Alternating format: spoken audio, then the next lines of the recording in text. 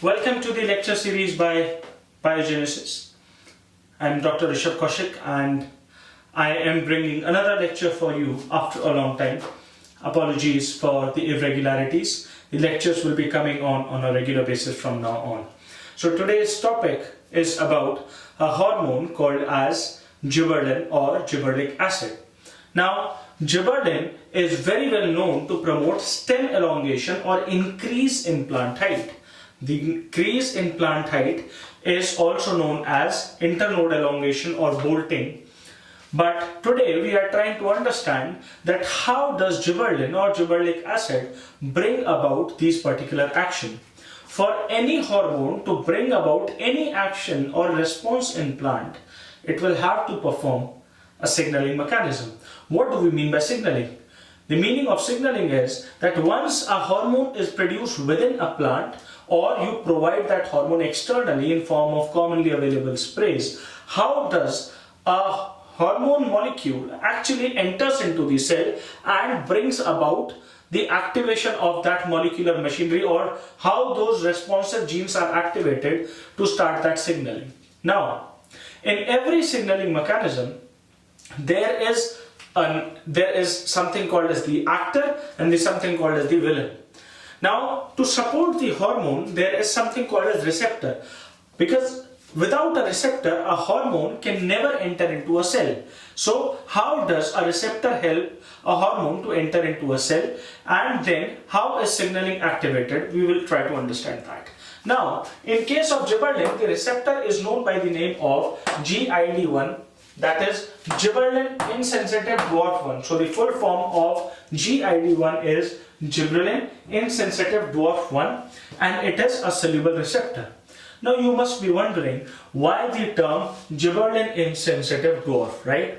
Now, in molecular biology or in scientific research, the name of genes are often given in a manner such that the nature or phenotype of the mutant is the basis of that naming. For example, let's assume there is a plant, I am working in laboratory and I mutated the GID1 gene of that plant.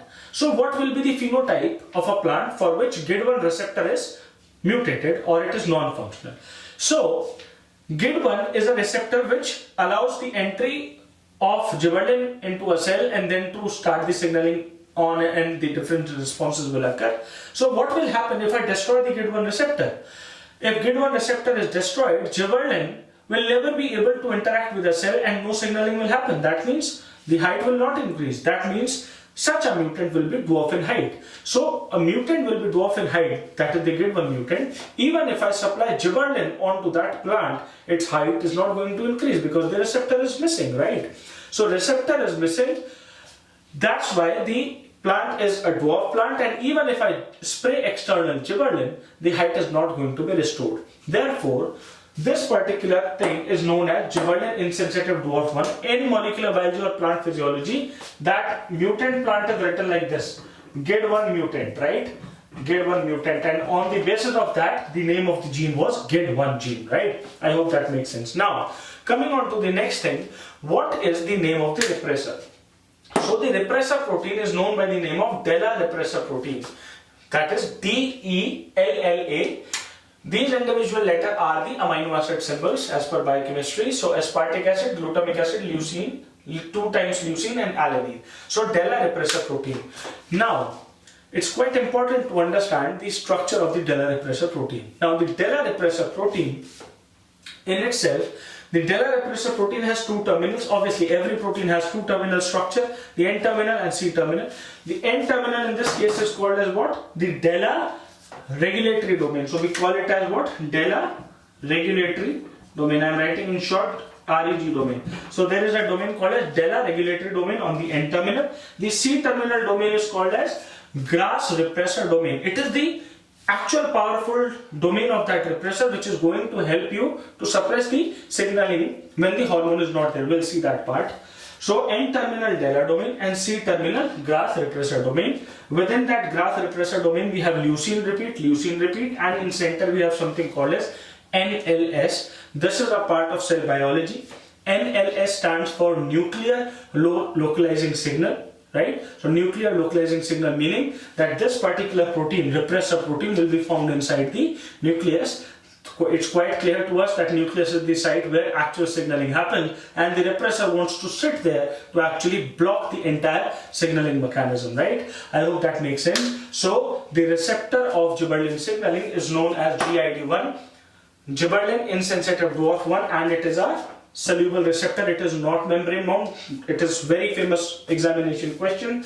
Then the repression is called as DELLA repressor, and that has two domains: N-terminal DELLA domain, which is a regulatory domain, and C-terminal repressor GRAS domain, as indicated over here. So N-terminal regulatory DELLA and C-terminal repressor GRAS domain. I hope that makes sense to everyone, right? Now the next thing is, how does actually the signaling is stopped in absence of the hormone? So let's have a look at that. So in absence of the hormone, we know that the genes are present, the genes of response are present inside the nucleus. The repressor location, I also told you that this repressor protein will be found inside the nucleus because of the presence of NLS, or nuclear localizing signal. So what is happening inside the nucleus when hormone is not there? So everybody knows that when hormone is not there, the signal is not happening. Why it is not happening? It is not happening because the repressor has stopped the signaling machinery. So for every signaling, there is a responsive gene. So for GA hormone, it will be called as GA responsive gene. Every responsive gene has something called as promoter. Promoter, you know, in molecular biology, promoter is to kind of, I can remove these symbols so that they don't confuse you as of now. I will explain this importance of these symbols now. So every particular hormone has certain genes called as the responsive genes, right? So here in this case they are called as the GA responsive genes. That is clear. Genes are associated with the promoter, which increases the rate of transcription, enhances the rate of transcription, more RNA, more protein, obviously more response is happening.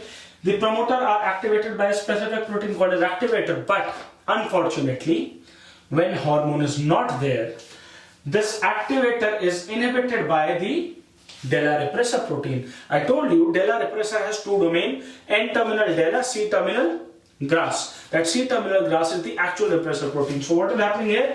This GRAS domain is actually inhibiting the activity of the activator. So activator stopped, so no promoter activity, right? So no activator, no promoter. So activator stopped, promoter activity stopped. If promoter activity stopped, there will be no gene transcription, and ultimately there will be no response at all. So in this short lecture, what we have tried to understand, this is lecture number 1 or part number 1 of Gibberellin signaling.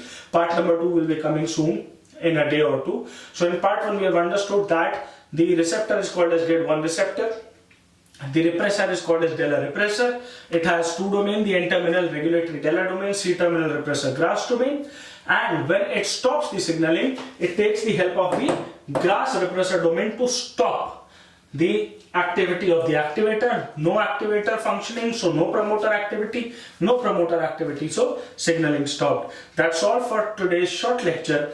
In the next lecture coming tomorrow or day after tomorrow, in 1 or 2 days duration, we will complete that what will happen when Gibberellin enters, how this repressor is thrown away, how is this degradation going to happen. So stay tuned and keep watching. Thank you for your attention.